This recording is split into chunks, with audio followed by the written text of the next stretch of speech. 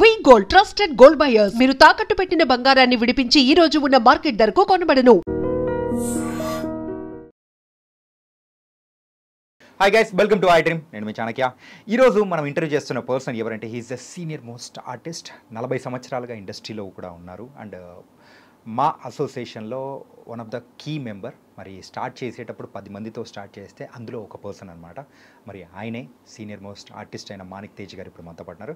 And ఆయనతో మాట్లాడాల్సిన విషయాలు, మనం తెలుసుకోవాల్సిన విషయాలు బోల్డ్ అని కూడా ఉన్నాయి. మరి అడిగి తెలుసుకుందాం. అన్నా నమస్తే. నమస్తే భయ్య, అందరికీ నా నమస్కారం. ఎలా ఉన్నారన్నా? నేను హ్యాపీ భయ్య, ఎప్పుడు హ్యాపీ. 10 మంది మేలు కోరుకొని బతికేవాడిని. నేను హ్యాపీగా ఉంటాను. నాకేమీ లేదు. నా ముఖం మీద మడతలు లేవు, నా మనసులో ముడతలు లేవు. ఫ్రీగా మాట్లాడతాను. సూపర్ చెప్పారన్నా. దగ్గు ఏంటి ఈ మధ్య కొంచెం క్యారెక్టర్స్ కానీ చాలా వరకు తగ్గిపోవడం కానీ ఏంటి సంగతి ఏంటి? ఇప్పుడు నేను 200 పై సినిమాలు చేశాను. నేను 200 వరకు లెక్క పెట్టుకున్నాను. ఆ తర్వాత చేయలేదు. ఇంకొక లెక్క పెట్టుకోలేదు నేను. ఇంకో 10, 20, 30 అయి ఉంటాయి. ఒకటి. రెండోది కొన్ని టీవీ సీరియల్ కీ రోల్ మంచి క్యారెక్టర్స్ చేశాను. ఇక మున్పు అంటే అందరిని వెళ్ళి అడిగి ఫ్రెండ్షిప్ చేసుకొని ఫోన్లు చేసి పిలిచేవాళ్ళు, మనం అడిగేవాళ్ళం.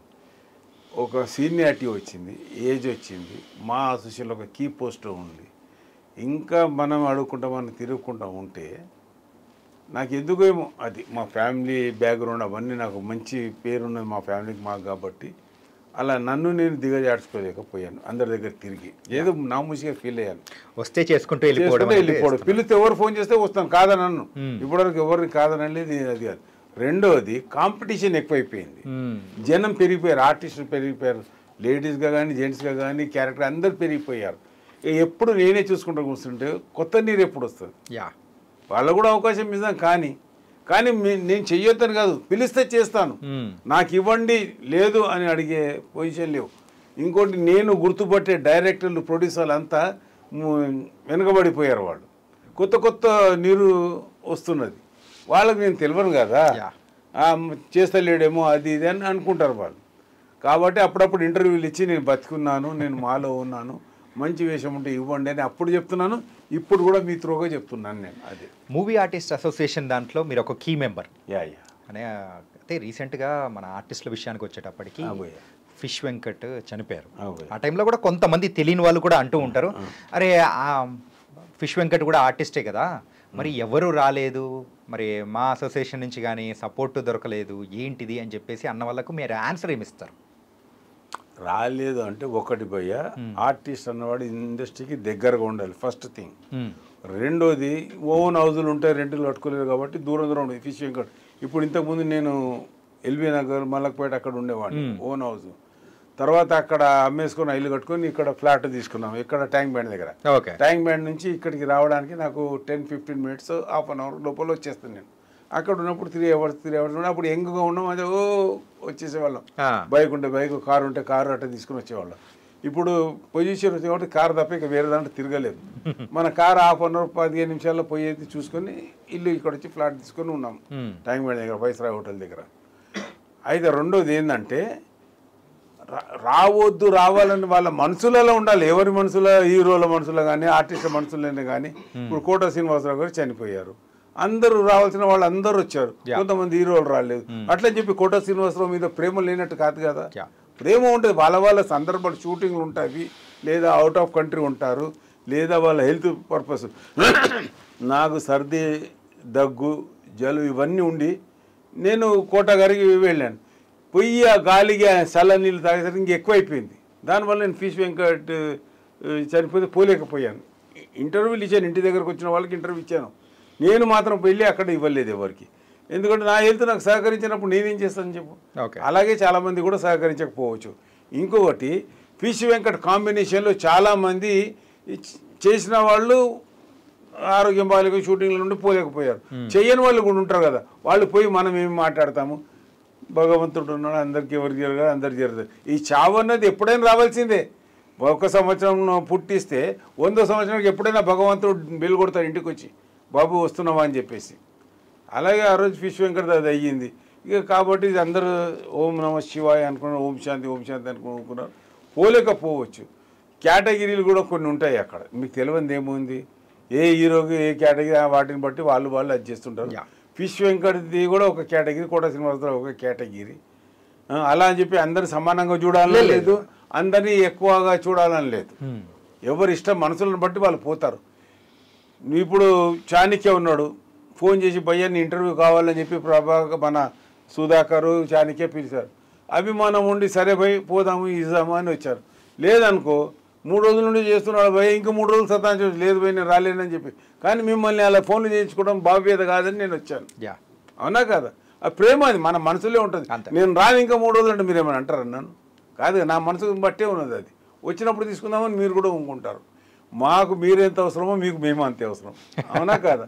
వెంకటిది కూడా అదే పరిస్థితి. వెంకటి పోయినాం అనుకో చలో పోయి. అది ఇంకోటి ఏంది, ఆయన మెయిన్ అతను చేసిన తప్పేందని మాలో సభ్యత్వం తీసుకోకపోవడం భయ్యా. తీసుకోలేదు. ఏంటన్నా అన్ని బోల్డ్ అన్ని మూవీస్ చేశాడు ఆయన. ఆది అప్పుడు వచ్చాడు నాకు తర్వాత ఒక 2-3 సార్లు అక్కడ లొకేషన్లలో కలిశాడు. కలిస్తే వెంకట్ అప్పుడు నేను as a EC member, first నుంచి ఈసీ మెంబర్ నేను. అయితే వెంకట్ నువ్వు కావా ఒక 5-6 సినిమాలు 10 సినిమాలు చేసావు అంటే ఎవరు అవుతా అన్నా అని, లాభం ఏముంది అన్నా నాకు అని అడిగాడు.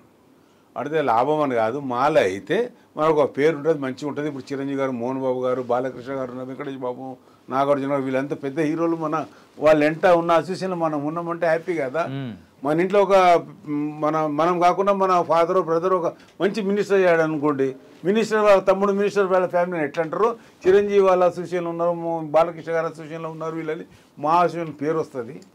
పెద్ద ఆయన మురళీమోహన్ గారు ఇదంతా చూసి అందరూ ఉండాలని ఆయన చిన్న పెద్ద అందరినీ ఎంట్రీ చేసుకున్నాడు. నువ్వు రాబయ్యా. అప్పుడు ఎంత భయ్యా 5,000 నుంచి మొదలైతే 10,000 తర్వాత 20,000 అట్లా అయ్యింది. 20,000 ఉన్నప్పుడు అడిగిన ఫిష్ వెంకట్ అవుతున్నా, నేను టైం వచ్చినప్పుడు వచ్చి అవుతా బిజీలో ఉన్నా ఇట్లా అన్నాడు. ఎవరైనా కానీ ఒకసారి నేను 10 సార్లు అడిగిన భయ్యా, నేను వస్తా అవుతా నువ్వు అంటూ అడుగుతున్నావు అన్నా, అదవుతుంది అన్నా. ఒకసారి మల్లికార్జునరావు గారు వద్దన్నారు. ఎవరు వద్దంటే నీకేమైందయ్యా, నీ ఇల్లు ఆయన ఒకడేనా మా అసోసియేషన్ అంటే మిగతా వాళ్ళు లేరా? నీకు జూనియర్ ఎన్టీఆర్ గారు మంచి పరిచయమే కదా, వెళ్ళి మాట్లాడి నన్ను చెప్పి అని గట్టిగా కూర్చుంటే అయిపోతుండే. షూటింగ్లో ఉండి ఒక ఫోన్ చేస్తాడు కదా ఫిష్ వెంకట్ మనవాడని, పెద్ద హీరోలు ఫోన్ చేస్తే ఆటోమేటిక్గా తీసుకోవాల్సిందే, ఎందుకంటే సపోర్టింగ్ ఉన్నది కాబట్టి. అట్లా చేస్తారు. ఆయన ఎందుకేమో ఆయన చేతులారా చేసుకుంటాడు. అతను అయ్యి ఉంటే మాలో మెంబర్షిప్ 50,000 ఉన్నప్పుడు 20,000 ఎప్పుడు అయ్యి ఉంటే 10-15 ఏళ్ళు ఆయన ఇంటబడి చెప్పాను కదా. అయ్యి ఉంటే ఆయనకు హెల్త్ ఎప్పుడైతే పాడైందో ఫస్ట్ బెల్ కొట్టినప్పుడు ఆయన వెళ్ళి సీదా హాస్పిటల్ జాయిన్ అయిపోతే ఎంతోమందికి అయ్యింది. అది వెళ్ళి టక గుండు హనుమంతరావు గారికి ఇట్లా ఏదో క్యాన్సర్ ఏదో ఉందని తెలియగానే ఫస్ట్ వెళ్ళి మనం మావి కీమ్స్లో చూపించేసరికి ఆయన కొద్దిగా క్యూర్ చేశారు. అప్పుడే డేంజర్గా ఉండేది. తర్వాత మెల్లమెల్లగా ఒక 5-6 సంవత్సరాలు ఆయన గెటన్ కాగలిగాడు. తర్వాత చాలా సీరియస్గా అయితే షూటింగ్కి వెళ్ళి సర్ది దగ్గు అన్నీ అయిపోయేసరికి ఆయనకు కూడా షుగరు బీపీ అవన్నీ హెల్త్ పర్పస్లో అతనికి సరిగ్గా అది కాకుండా అతను ఎక్స్పైర్డ్ అయ్యారు. కానీ అతను మాత్రం ఉపయోగపడింది కదమ్మా. అతనికి ఇన్సూరెన్స్ డబ్బులు వచ్చాయి, డెత్ ఇన్సూరెన్స్ అంటే లైఫ్ ఇన్సూరెన్స్ అవి డబ్బులు వచ్చాయి, హెల్త్ ఇన్సూరెన్స్ కవరేజ్ అయ్యింది.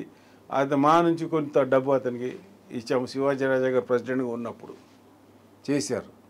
అందరం ఎవరో 26 మెంబర్స్ అండి, ఏ కమిటీ అని ఉండని ఎప్పుడని ఉండని, కళాకారులకు మేలు చేయాలని మంచి చేయాలని చెప్పేసి మేము అందరం ముందుకు వస్తాము.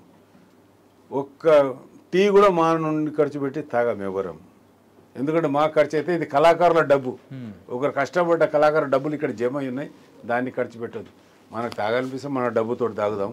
మనం టిఫిన్లు తెప్పించుకుందామంటే మనం బయట నుంచి తెప్పించుకుంటాము, మన బాయ్ ఉంటాడు. అది నేను రెగ్యులర్గా ఎక్కువ పోతుంటాను, నాకు షూటింగ్లు తగ్గిపోయాయి కాబట్టి ఒకటి. రెండోది ఏంటంటే నాకు మంచి క్యారెక్టర్ ఇస్తేనే చెయ్యాలని ఒక ఆలోచనతో ఉండి అందరు పిలిచిన చిన్న క్యారెక్టర్ నేను పోను. కనీసం ఒక 2-3 సీన్లన్నా ఉంటే చేద్దామని చెప్పి నేను సొంతంగా నా ఇంటి నుండి మార్నింగ్ టిఫిన్ చేసిన తర్వాత డ్రై ఫ్రూట్స్ మంచి మాది కొద్దిగా చెప్తున్నాను కదా, మేము మంచిగా బతికిన ఫ్యామిలీ మంచిగానే బతికే ఉంటాం. ఎవరు ముందర చేతి ఏమి ఉండదు, మేమే ఇంకొకరికి హెల్ప్ చేసేవాళ్ళం, మంచిగా ఉన్నది. కాబట్టి ఒక ఫిష్ వెంకట్కి అలా అయినంత మాత్రం ఆర్టిస్టులు అందరూ అలానే ఉంటారని ఎవరు అనుకోవద్దు. అందరూ మంచిగానే అంటే ఒక ఆడియన్స్ పాయింట్ ఆఫ్ వ్యూలో ఒక రకంగా ఉంటుంది. కొంచెం క్లియర్ చేయడం కోసమే మీరు అడగడం. మీరు అడిగింది కూడా కరెక్టే, నేను చెప్పేది కూడా కరెక్టే. అందరూ ఫిష్ వెంకట్లు గారు, అందరూ చిరంజీవులు మోహన్ బాబులు కారు. ఎవరి రేంజ్కి వాళ్ళు ఉంటారు, వాళ్ళ ఫ్యామిలీస్ ఉంటాయి. విశ్వ వెంకట్ విషయంలో కొద్దిగా ఎక్కువగా పబ్లిసిటీ అతను అదైంది ఇదైంది వచ్చేవాళ్ళు లేరన్న. వస్తారు, అందరు చచ్చిపోయినప్పుడు ఆర్టిస్ట్ బోల్డ్ మంది వస్తారు. ఫిలిం ఛాంబర్లో పెడితే ఎంతమంది ఆర్టిస్టులు అందరు రాలేదా? దగ్గరుందని చెప్పి చిన్న ఆర్టిస్ట్ కూడా వేణుమాధవ్ గారు పోతే ఎంతమంది పెద్ద పెద్ద హీరోలు వచ్చారండి. రాజశేఖర్, జీవిత గారు, చిరంజీవి గారు, మోహన్ బాబు గారు, విష్ణుబాబు ఆడనే ఉన్నాడు. మేము మా కమిటీ అందరము. అతనికి డెత్ ఇన్సూరెన్స్ 3 లక్షల రూపాయలు. నర్సింగ్ యాదవ్ కూడా విష్ణుబాబు గారి హయాంలోనే. అదైతే నరేష్ గారు మేమందరం మాట్లాడి ఆయనకు 3 లక్షల రూపాయలు death insurance special insurance Narsing యాదవ్కు, వేణుమాధవ్కు ఇలా ఇచ్చాం. మేము చాలామంది ఆర్టిస్టులకు ఇచ్చాము. అప్పుడు కరోనా లేదు, అప్పుడు కానీ వచ్చి వెళ్ళిపోయిందని అది చూసారా. ఇది విశ్వ వెంకట్ గారు ఒకనొక టైంలో మంచి బిజీ ఆర్టిస్టే కదండి. బిజీ ఆర్టిస్ట్, డబ్బులు కూడా బాగా సంపాదించుకున్నాడు. ఇక మీరు చూస్తూనే ఉన్నారు, చచ్చిపోయిన వ్యక్తి మీద నేను మాట్లాడను, నాకు పాజిటివ్ మాట్లాడాలన్నమాట. కానీ ఎవరు నా శత్రువును కూడా నేను నెగిటివ్ చెయ్య. కానీ చిన్న నవ్వుకుంటా. అది మా గురువు ఎన్టీ రామారావు గారు నేర్పించిన విద్య. అది తక్కువ చేయను నేను. ఫస్ట్ టైం ఎప్పుడైతే కింద పడ్డారో అప్పుడే మరి కోలుకొని మళ్ళీ రిటర్న్ వస్తారు, హ్యాపీగా ఉంటారు, మళ్ళీ సినిమాలు చేస్తారేమో అని అనుకున్నాము. కానీ సెకండ్ టైం అయితే కంప్లీట్గా కిడ్నీలు ఫెయిల్ అయిపోవడము అలా అయిపోయేటప్పటికి మాత్రం అస్సలు ఎక్స్పెక్ట్ చేయలేదు ఇట్లా వెళ్ళిపోతారని. ఒక చిన్న విషయం చెప్పండి. ఎవరన్నా ఏమనుకోండి, అతను చచ్చి స్వర్గంలో ఉండు నరకంలో ఉండు ఎక్కడుండో నాకు తెలియదు. న్యాయం మాట్లాడు. అది స్వయంకృత అపరాధము. ఒక్కసారి తాగాని ఒట్టు తిని మళ్ళీ తాగడం ఎందుకు? అతనికి తెలుసు తాగడం వల్ల తన ఆరోగ్యం ఇంకేమవుతుందో అని కూడా తెలుసు అతనికి. దేవుని మీద ఒట్టు పెట్టుకున్నాను కూడా చెప్పాడు. ఇవన్నీ చేసుకుంటూ పోతుంటే జ్వరం మీద మిగతా కొన్ని డిసీజెస్ వచ్చిన దాని మీద నాన్ వెజ్ తినడం తాగడం వల్ల జాండీస్ కూడా ఆయనను అటాక్ అయ్యింది. ఓకే, జాండీస్ అటాక్ అయ్యకుండా జాండీస్ ట్రీట్మెంట్ తీసుకోకుండా మిగతా తీసుకోకుండా నీ కిడ్నీల మీద ఎఫెక్ట్ ఇచ్చింది.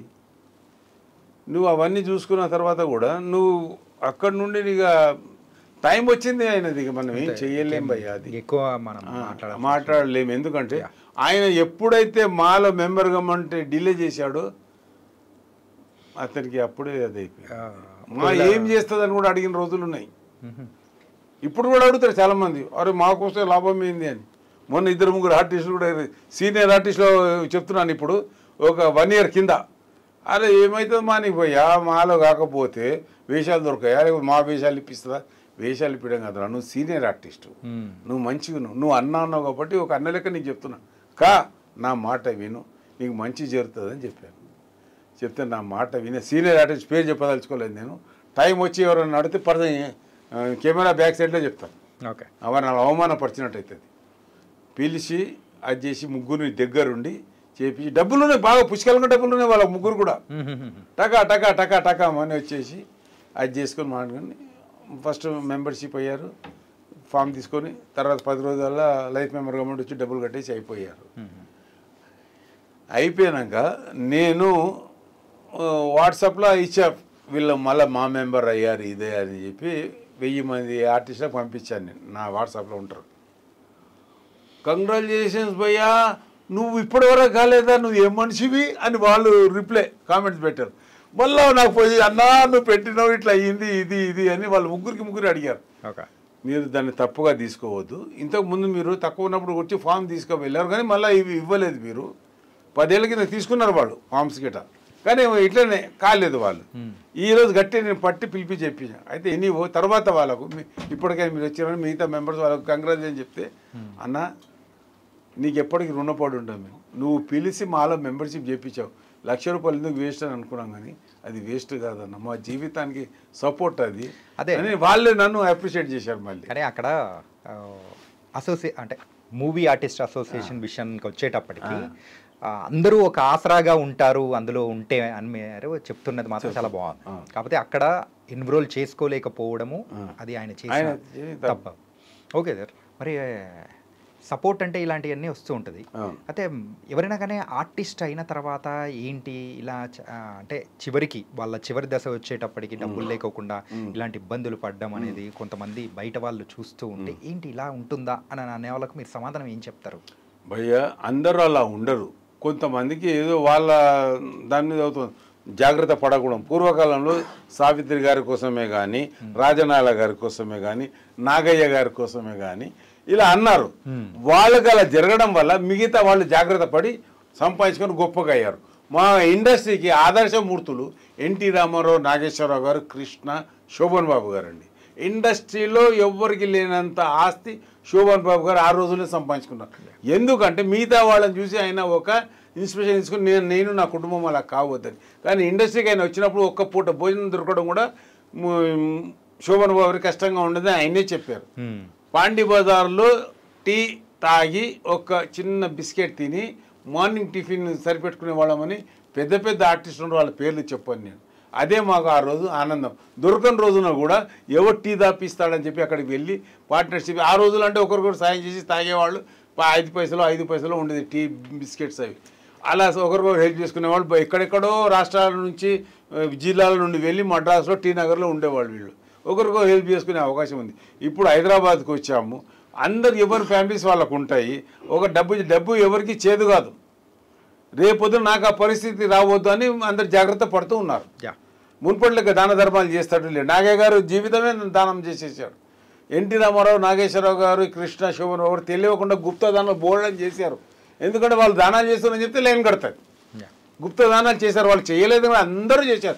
ఈరోజు కూడా చిరంజీవి గారు, బాలకృష్ణ గారు, వెంకటేష్ బాబు, నాగార్జున బాబు, మోహన్ బాబు ఎంతోమందికి ఎన్నో విధాల వాళ్ళ పరిధిలో.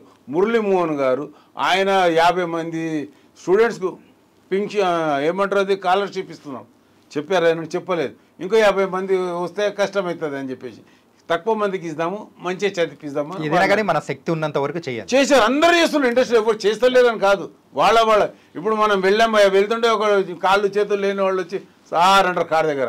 మనకు గోసనిపించి ఒక 50 20 వాళ్ళకి వేస్తాం. అది మన స్తోమత. అదే పెద్ద హీరో విషయం తీసి ఒక 1000 500 అట్లా వేస్తాడు. ఆయన వేసినట్టు మనం వేసుకుంటూ పోతే రేపు పొద్దున పొజిషన్కి మనం వచ్చేస్తాం. సారు అన్నగారు అంటాం. అది కాకుండా జాగ్రత్త పడుతున్నారు ఆర్టిస్టులు. మునుపటి రోజులు వేరు, ఇప్పటి రోజులు వేరు. ఓకే, ఈ విషయం అనేది కూడా పక్కన పెట్టేద్దాం. మరి కోట శ్రీనివాసరావు గారు ఏంటంటే ఎన్నో గొప్ప వేషాలు అనేది కూడా వేసి ఇలాంటి గొప్ప ఆర్టిస్ట్ మన మధ్యలోంచి వెళ్ళిపోవడం అనేది కూడా చాలా బాధ అనిపించింది. ఆయనతో మీ అసోసియేషన్ కానీ అంటే ఎలా ఉండింది, అంటే ఆయన వెళ్ళిపోవడం అనేది మీకు ఎలా అనిపించింది ఏంటి? నేను చాలా బాధపడ్డాను. వెళ్ళాను. మార్నింగ్ 10 నుంచి ఈవినింగ్ ఆయన మన మహాప్రస్థానికి తీసుకెళ్ళక అక్కడే ఉన్నాం. మా ఇంటి దగ్గరనే హీరోలు అందరూ వచ్చారు. చాలామంది. వెంకటేష్ బాబు ఎంతోమందికి దగ్గర వ్యక్తిగా ఉన్నాడు. చాలా గొప్ప వ్యక్తి అండి. ఏదున్నా నిర్మోమటంగా ముఖం ముందర మాట్లాడతాడు, జోకులు వేస్తాడు. ఆ జోకులలో కఠినంగా బాణాలు గుచ్చుకుంటాయి కానీ ఆ బాణాల్లో నుండి తేనె వెళ్తుంది, రక్తం వెళ్ళదు, తేనె వెళ్తే. ఆ విధంగా సరదాగా ఉండి అందరితో జోకులు కట్ చేస్తుంటాడు. ఏ మాటనా నువ్వు మాట్లాడు, దానికి పర్యాయ పదాన్ని జోక్గా అది చేస్తాడు. అది చిన్న జోక్ చెప్తాను మీకు. ఆయన ఒక యూనివర్సిటీ వాళ్ళు వచ్చేసి మీకు డాక్టరేట్ ఇస్తామండి మీరు ఒప్పుకోవాలి అంటే, నాకు డాక్టరేట్ వద్దు బాబు, మీరు డాక్టరేట్ ఇవ్వగానే రేపటి నుంచి డాక్టర్ కోటా బదులు అడ్డకోట అని పిలుస్తారు నన్ను. డాక్టర్ కోటా వద్దు, డకోటా వద్దు మీరేని అన్నాడు. అది ఎంత స్పాంటిజ్గా ఎక్కడెక్కడి నుంచి ఇలాంటి మాటలు బోల్డని ఉన్నాయి ఆయన దగ్గర. అది ఆయన దగ్గర ఒక గ్రంథాలయం. నవ్వుతూ మాట్లాడుతూ నవ్వుతూ అది చేస్తాడు. ఒక రోజు నేను ఇంటర్మాభిమాను కదా, ఒకరోజు నన్ను అడిగాడు, ఎరా నా మీద కోపం వస్తుందా నీకు అని అన్నాడు. ఎందుకన్నా అని అడిగాను. మీ గురువు ఎన్టీ రామారావు వేషాలు వేసి అది చేశానంటే, మీరు కళాకారులన్నా మీరు చేయొచ్చు, తప్పు లేదు, పెద్ద ఆయననే మిమ్మల్ని క్షమించాడు, మేమేం చేస్తాము అన్నాడు. అనేసి మీ బాలకృష్ణ గారు అయితే నా ముఖం మీద ఉంచారు కదా అన్నాడు. సరదాగానే ఏమి అట్లాంటివి అవి నాకు అట్లా జోకులు అట్లా పట్టించుకోవాలి. ఏమి వాళ్ళ మధ్య ఏందో అది మనకు తెలియదు. ఆయన నాతో అంటే నేనేం మాట్లాడుతాను, దండం పెట్టి ఊకుంటాం అట్లా. అంటే అలాగే కోట శ్రీనివాసరావు గారు అనేటప్పటికీ స్ట్రైట్ ఫార్వర్డ్గా మాట్లాడతారు. దాంతోపాటు తెలుగు ఆర్టిస్టుల కోసం ఆయన గలమెత్తి మాట్లాడిన సందర్భం అనేది కూడా చాలా సార్లు కూడా ఫిలిం ఛాంబర్లో నిరాహార దీక్ష కూర్చున్నాడు 2 రోజులు 3 రోజులు. పరభాషా వ్యక్తులు కంటే మన వాళ్ళను చూడొచ్చు కదా, మన వాళ్ళని గురించి కూడా ఆలోచించొచ్చు కదా. సినిమాలు వద్దు, తెలుగు సినిమాలు ముద్దు, పరభాషా నటులు వద్దు, మన తెలుగు నటులే కావాలని కూర్చున్నాడు. ఆయన వెనకాల నేను, మన భరద్వాజ గారు, మళ్ళీ మిగతా కొంతమంది ఆర్టిస్టులు ఉన్నారు. వాళ్ళందరం ఆయన వెనకాల సపోర్టింగ్గా ఉండు.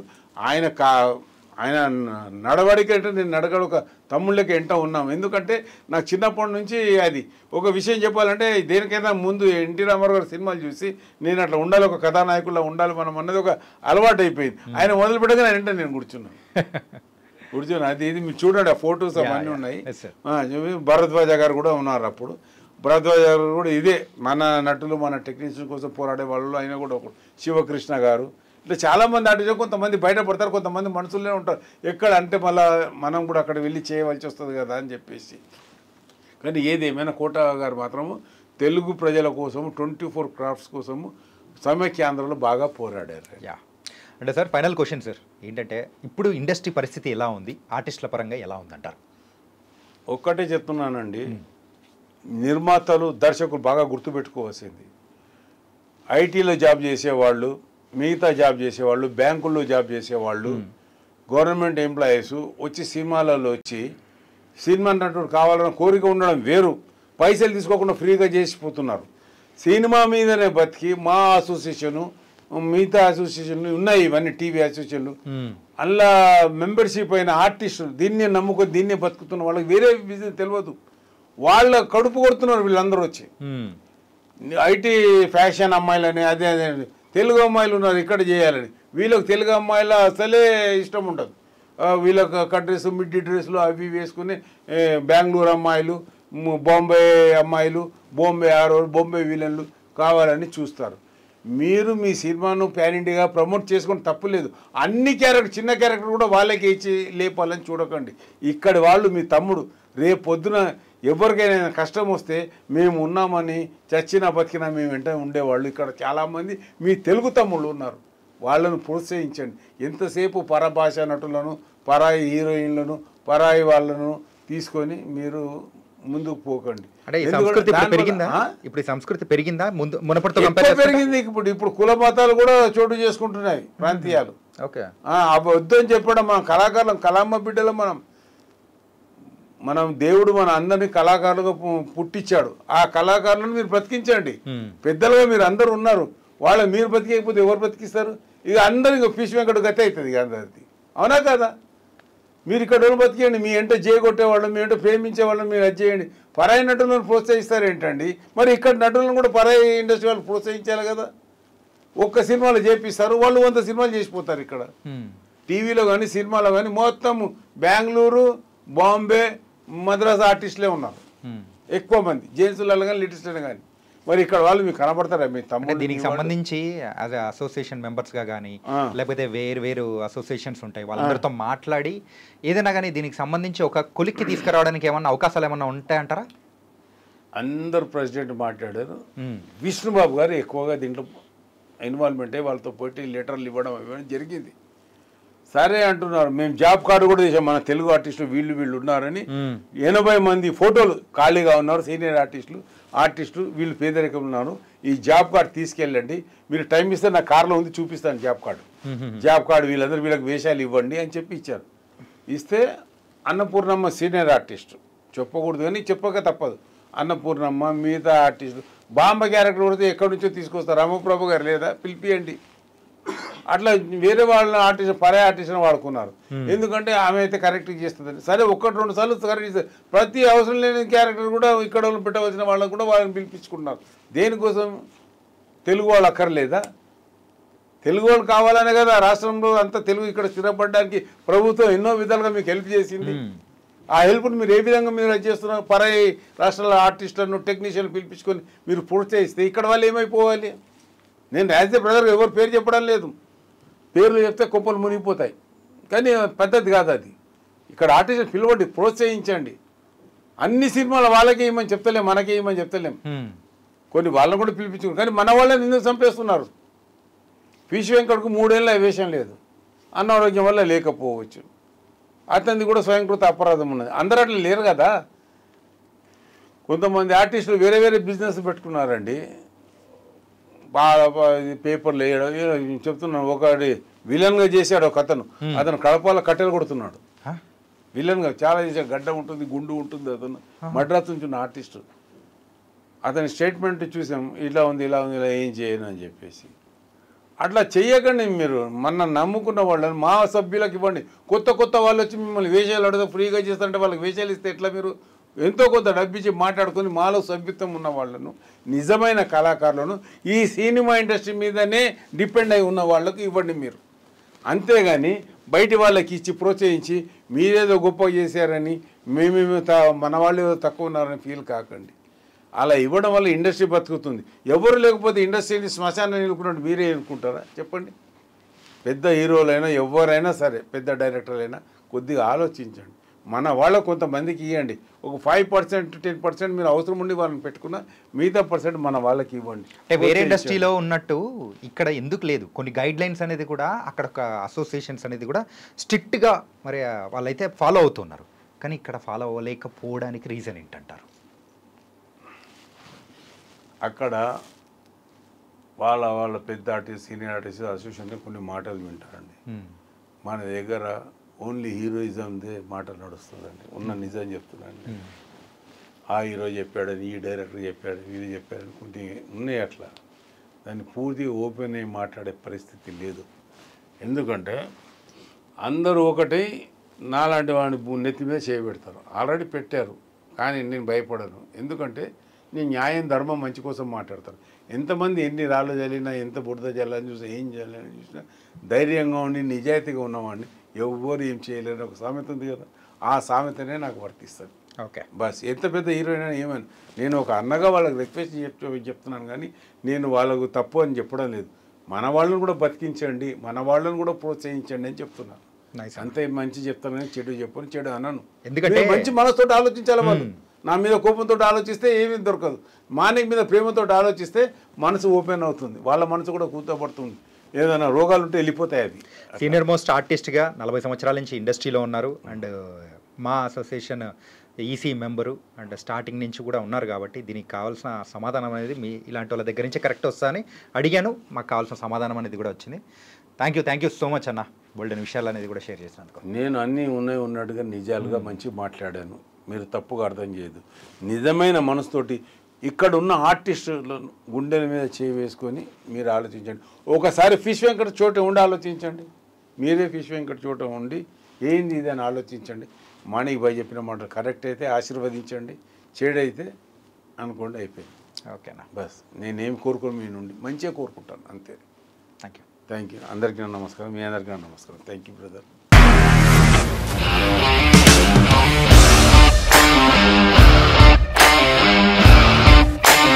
ఇండస్ట్రీలో కమిట్మెంట్ ఇష్యూస్ వస్తే నీకు కూడా వచ్చినట్టు? మార్నింగ్ తీసుకెళ్ళాడంటే కొట్టి పడేస్తాడు.